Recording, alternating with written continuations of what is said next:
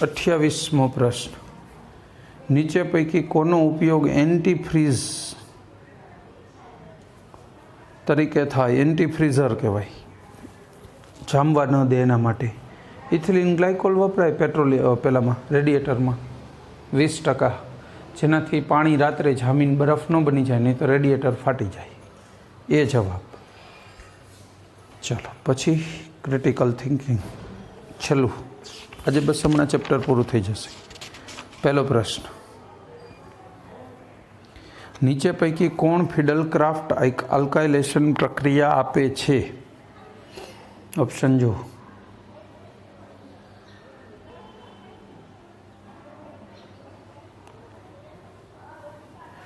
સામાન્ય રીતે બેન્ઝીનમાં NO2 હોય ને જોડાયેલો, NO2 અને COOH, તો ફિડલક્રાફ્ટ પ્રક્રિયા ના આપે, કારણ કે એ ફિડલક્રાફ્ટના ઉદ્દીપકને જ પકડી રાખે, પ્રક્રિયા નહીં થાય. COOH અને NO2 મેટાનિર્દેશક ગ્રુપ હોય ને એની હાજરીમાં ન થાય, એટલે પહેલામાં અને ત્રીજામાં નહીં થાય, બીજા અને ચોથામાં થશે, ઇથાઇલ બેન્ઝીન અને ફિનોલ. તો જવાબ વિચારી જુઓ, બીજું ને ચોથું એટલે C જવાબ.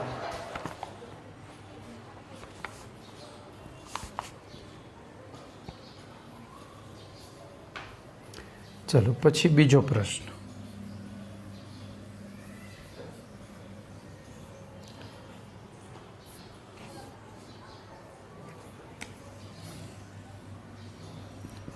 CH2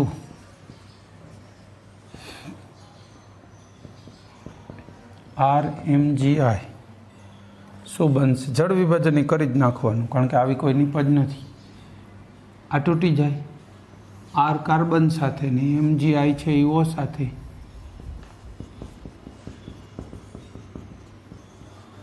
OMgI જળ વિભાજન કરો,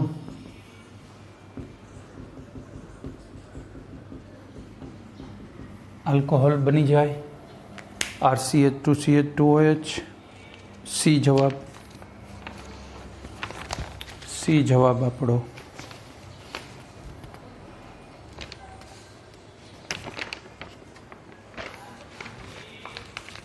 ચલો ત્યાર પછી આગળ વધીશું.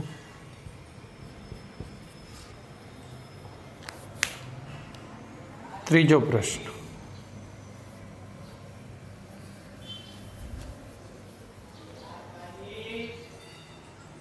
ગ્લિસરોલને 290 સેલ્સિયસ તાપમાને ઉકાળતા થોડું વિઘટન થઈ જાય, કારણ કે ઉત્કલન બિંદે સુધી તો એને ઉકાળવું ને, જો નિસ્યંદન કરવું હોય તો અશુદ્ધ ગ્લિસરીનનું શુદ્ધિકરણ કઈ રીતે કરાય? તો કે અહીંયા શું કરવામાં આવે?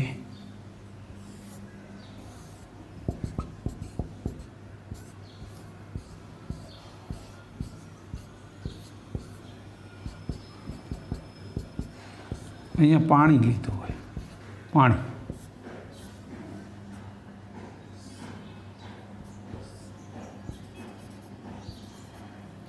એ પાણીની વરાળ હે ને આમાં આવે ને એવી સુવિધા કરેલી હોય.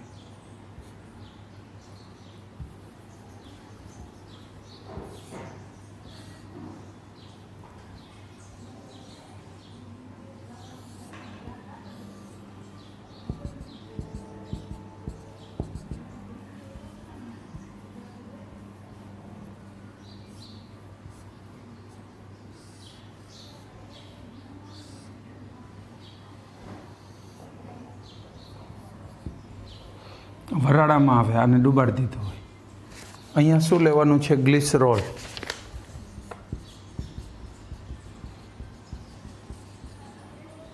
બરાબર, અહીં સપોર્ટ આપી દો. આ ગ્લિસરોલ લેવાનું.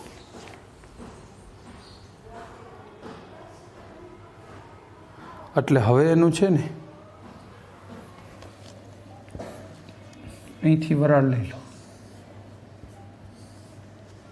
અહીંયા ઠંડા પાણીની નળી વીંટાળી દો, કન્ડેન્સિંગ કર્યું કહેવાય, ઠંડુ પાડ્યું, એટલે અહીંથી શુદ્ધ ગ્લિસરોલ મળશે.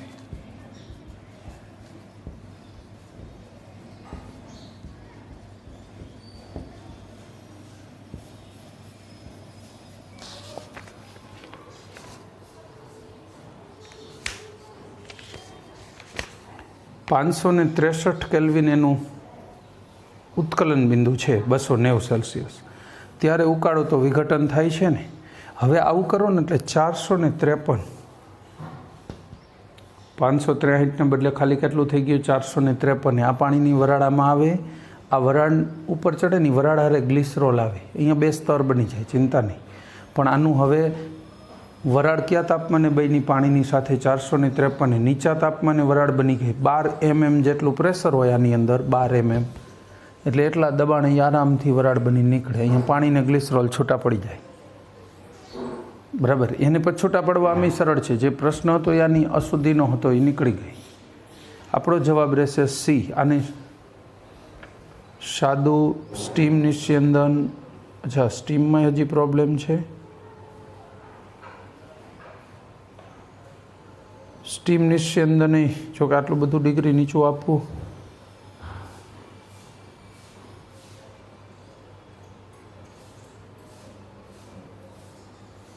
આના કરતાં બીજી ટેકનિક વાપરી છે ભાઈ, આ નથી બરો.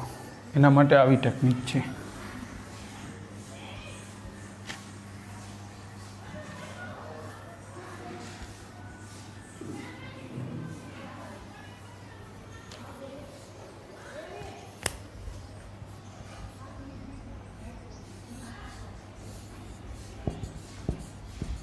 અહીંયા ગ્લિસરોલ લો, ગરમ કરો.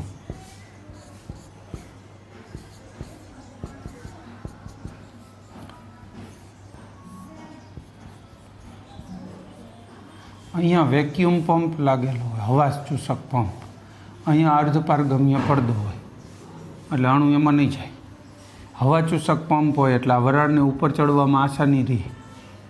12 mm દબાણે 453 કેલ્વિને વરાળ બનીને ચડી જાય છે. તો આને શૂન્યાવકાશ નિસ્યંદન કહેવાય. સી. સ્ટીમ નહીં, વરાળવાળું મેં બનાવ્યું હતું ને એનાથીની સારી ટેકનિક આવી ગઈ. વરાળવાળું ચાલે છે આમાં જોકે, પણ આને એના કરતાં સચોટ ટેકનિક આપી છે તો આપણે જવાબમાં એ જ લેવી પડશે. આપણો જવાબ રહેશે સી, શૂન્યાવકાશ નિસ્યંદન. ચલો પછી ચોથું.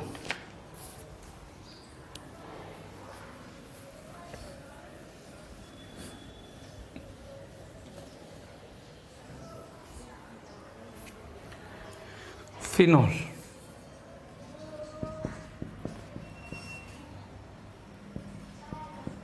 NaNO2 અને H2SO4.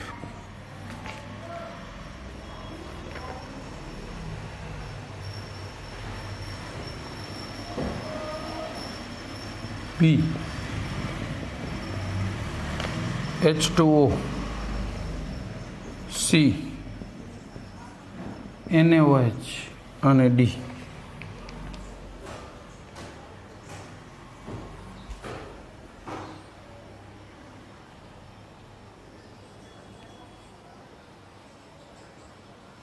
અચ્છા, NaNO2 ને H2SO4 એટલે આ લીબરમાં નાઇટ્રોસો કસોટી છે. નાઇટ્રોસો સંકીર્ણ બને. આ H2O ને NaOH નાખતા પ્રક્રિયા નહીં, પણ એના રંગ બદલે છે. એનો રંગ બદલે. આ લીબરમાન નાઇટ્રોસો કસોટી થઈ. આ તો પહેલી એ જવાબ લીબરમાનની કસોટી છે આ. પછી પાંચમું. પ્રાથમિક, દ્વિતીયક અને તૃતીયક આલ્કોહોલના ઉત્કલન બિંદુનો સાચો ક્રમ કયો થાય? પહેલો, પ્રાથમિકનું હાઈએસ્ટ, દ્વિતીયકનું નીચું અને તૃતીયકનું સૌથી નીચું. એ જવાબ, પહેલો જવાબ. પછી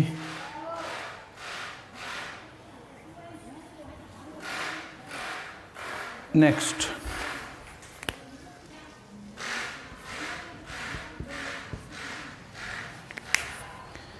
બરાબર.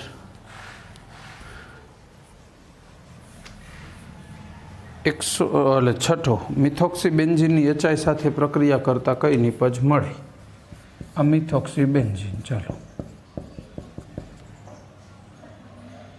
આ લીબરમાનનું સમીકરણ આપણે નથી કરવાની જરૂર હોય એટલે નથી આપ્યું, જરૂર નથી એની. ઓકે, મિથોક્સીબેન્ઝીન HI સાથે પ્રક્રિયા.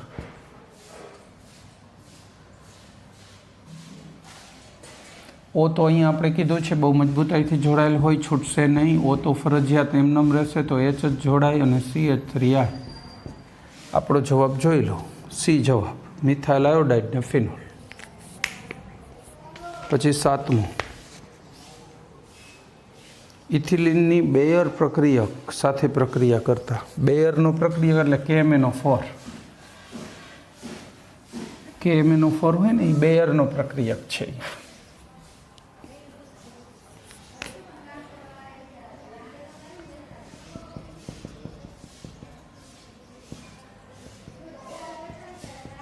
K2MnO4 K2M K નહીં સોરી પ્લસ 4H2. તો આમાંથી શું બનશે?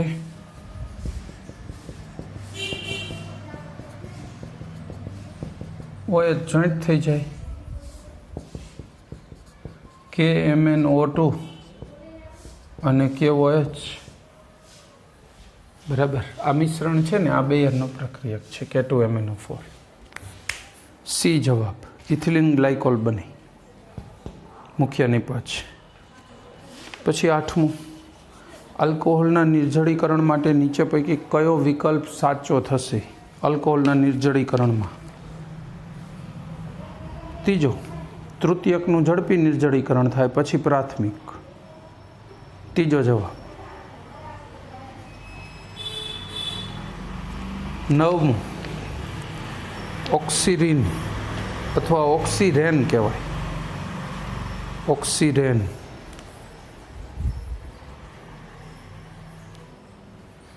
ઓક્સિરેન શું હોય? Ethylene oxide. આ ઓક્સિરેન અને ઇથિલિન ઓક્સાઇડ એ કહેવાય, ચક્રીય ઇથર પણ કહેવાય. બરાબર. એટલે એ જવાબ ઇથિલિન ઓક્સાઇડ. પછી જોઈશું 10મું,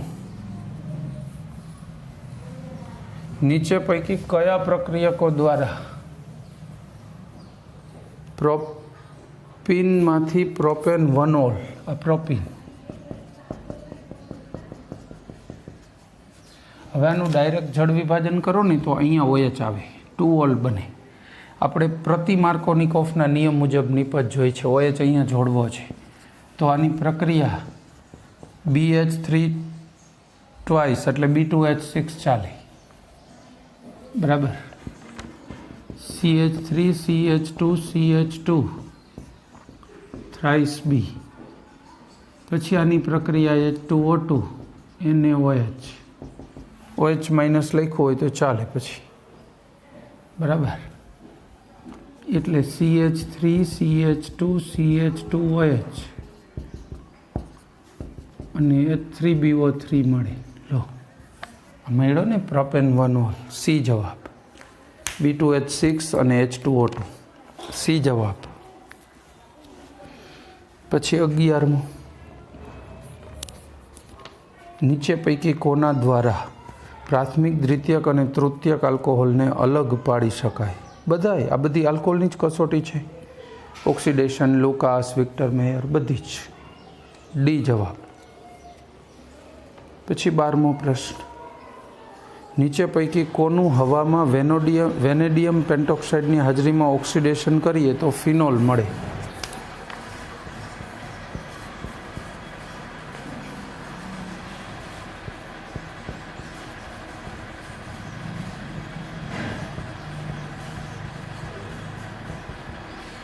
બસ આમાં ઓક્સિજન દાખલ કરો તો ફિનોલ મળે. તો આપણો જવાબ રહેશે બેન્ઝીન ને. બી જવાબ બેન્ઝીન. ચાલો આગળ વધીશું. ત્યાર પછી 13મો પ્રશ્ન. 13મો,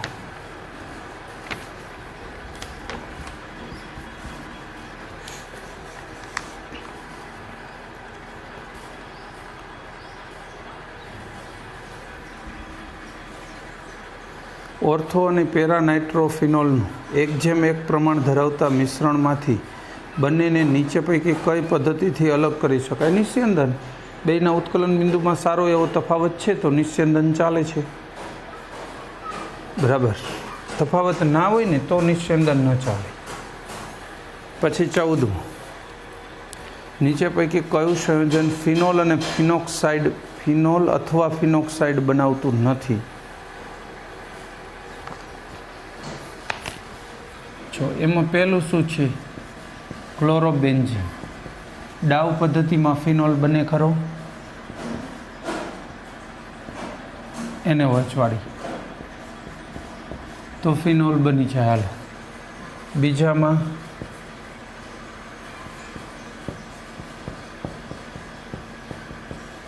હવે જો આમાં મુશ્કેલ, કદાચ CO2 કાઢવું હોય તો નીકળી જાય ખરો, પણ બેન્ઝીન હારે ઓ તો જોડાયેલો જ નથી. પછી તો તમે આમાંથી પાછું બેન્ઝીન બનાવો ને વળી પાછું ફિનોલ બનાવો, એ તો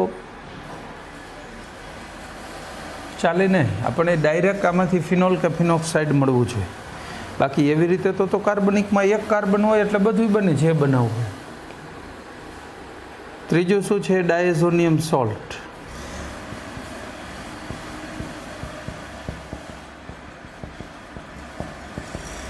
આમાંથી તો ફિનોલ બને. મંદ H2SO4 લઈ લો ને, ફિનોલ સીધો જ.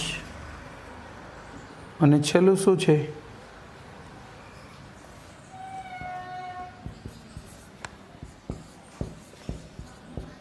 SO3Na. આ ઓલી જર્મન પદ્ધતિ હતી, ખબર છે? NaOH સાથે -Na2SO3 -H2O.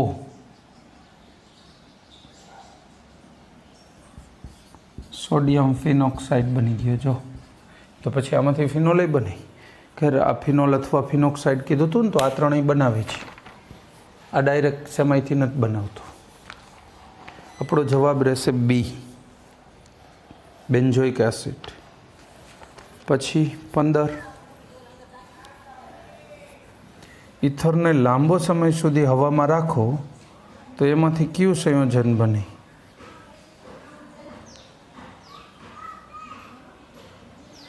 પહેલું ઓલું વિસ્ફોટક બને છે એ પેરોક્સાઇડ. જો પહેલું ઈ જ છે, પેરોક્સાઇડ છે. પહેલું જે સંયોજન છે ને એને લખ્યું છે એ રીતે, બાકી તમે આમ જો આમ લખો તો થઈ જાય. O CH પછી CH3 અહીંયા અને OOH થઈ ગયું ને પેરોક્સાઇડ. જો આપણે આવી ગયું જ ઘણી વાર. આપણો જવાબ રહેશે એ. પછી 16મું, સાંદ્ર સલ્ફ્યુરિકની હાજરીમાં ઇથેનોલ અને મિથેનોલના મિશ્રણને ગરમ કરીએ તો કયા સંયોજનો નિપજ તરીકે મળી શકે છે?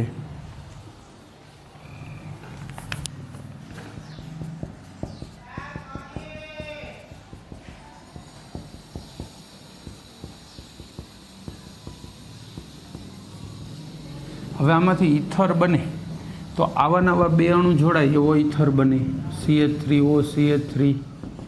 આવા નવા બે અણુ જોડાય એવો ઇથર બને, અથવા એક અણુ આ અને આની સાથે આ જોડાય OH ને H જાય પાણી તો ત્રીજો ઇથર બને. તો 3 ઇથર બની શકે, ડાયમિથાઇલ ઇથર, ડાયઇથાઇલ ઇથર ને મિથાઇલ ઇથાઇલ ઇથર. એટલે આપણો જવાબ રહેશે ડી, લાસ્ટ, છેલ્લો. પછી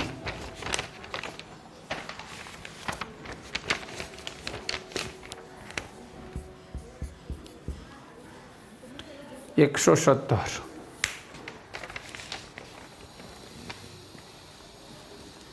સંયોજનોમાંથી આપેલ ક્રિયાશીલ સમૂહોને દૂર કરવાની સરળતાનો સાચો ક્રમ. કયું સૌથી સરળતાથી દૂર થાય? બીજો ક્રમ યાદ રાખજો. આ એ સક્રિયતા હોય, જેની સક્રિયતા વધુ હોય ને સરળતાથી દૂર થાય. CF3 આવે ને તો સક્રિયતામાં ખૂબ વધારો કરે, અને મિથોક્સી કરતાં એસી એટલે એસિટાઇલ ગ્રુપ CH3CO અને Me એટલે CH3 મિથાઇલ. બરાબર, તો આપણો જવાબ બી રહેશે, સેકન્ડ. અને આ યાદ રાખવું પડશે. પછી 18મું, ઇપોક્સાઇડ સંયોજન. ઇપોક્સાઇડ એટલે ચક્રીય ઇથર. એ ઇથિલિન ઓક્સાઇડ આવ્યું હતું ને હમણાં, એને ઇપોક્સાઇડ કહેવાય. આને ઇપોક્સાઇડ પણ કહેવાય, ચક્રીય ઇથર કહેવાય, ઇથિલિન ઓક્સાઇડ કહેવાય, ઘણા નામો છે. ચાલો રેડી. ત્યાર પછી હવે એન્ડ તરફ જ જતા જઈએ છીએ. 19મું HBrની આની હારે પ્રક્રિયા કરવી છે. જો સંયોજન શું છે? CH3CH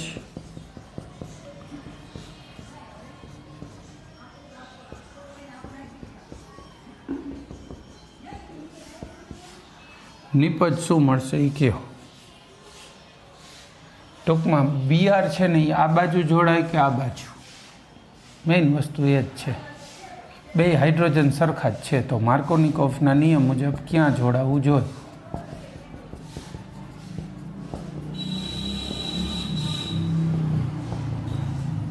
બરાબર. જો તો આપણો જવાબ શું રહેશે? Br માઇનસ અહીંયા જોડાય. આ કાર્બન ઉપર ધનભાર આવી શકે ને અહીંયા આવે ને વધુ સ્થાયી હોય. બેન્ઝીનની નજીકના કાર્બનને હંમેશા ધનભાર આવે ને તો એની સ્થિરતા ખૂબ વધે, સંસ્પદન અનુભવે. એટલે અહીંયા ધનભાર હોય તો Br અહીંયા જ જોડાય ને, ઋણ, એની પજ વધારે મળે. બી જવાબ. ચલો રેડી.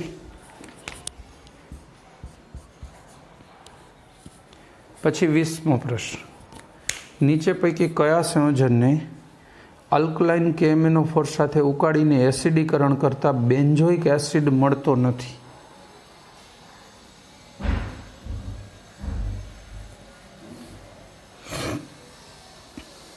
જો એમાં 4 સંયોજન પહેલાં જોઈ લો.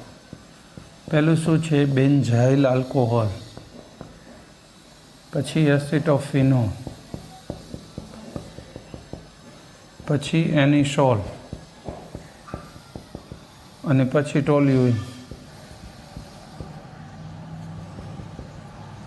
હવે આને KMnO4 આરે ગરમ કરો ને તો અહીંયા COOH બની જાય બધામાં.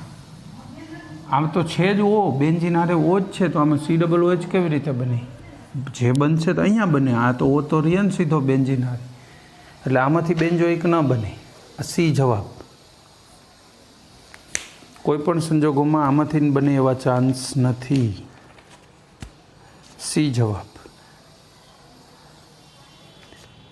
પછી પેન્ટ 3-in-2-ol.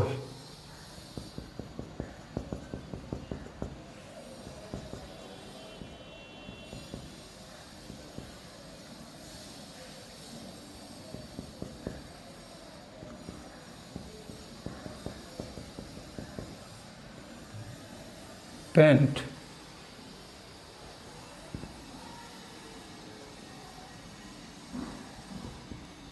1,2,3-in-2-ol. આનું રૂપાંતરણ શેમાં કરવું છે? 2-on-માં કરવું છે ને, ખાલી કીટોન.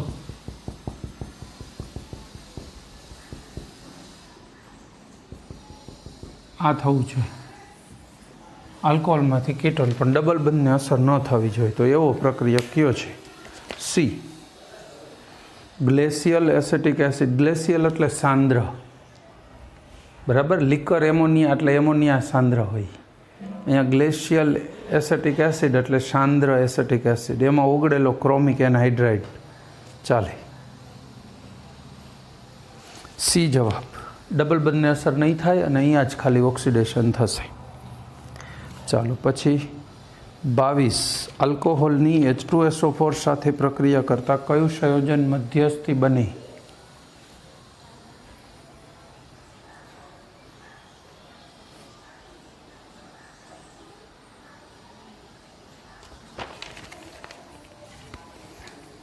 જોઈ લો જાય કયું બને છે.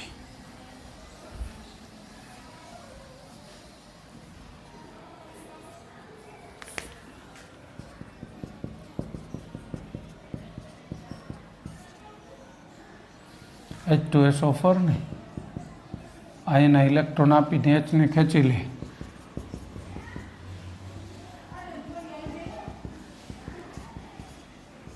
પછી પાણી દૂર થાય, આ ઇલેક્ટ્રોન લઈ આવું બને કાર્બોકેટાયન. બરાબર.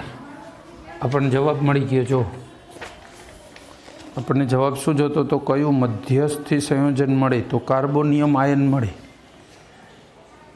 પછી હજી પ્રક્રિયા જોવા ખાતર જોવી હોય કે આગળ શું થઈ શકે એમ છે તો જોઈ લે. IH અને પ્લસ દૂર થાય, ઉદ્દીપક તરીકે લીધો હતો ને એ પાછો નીકળી જાય,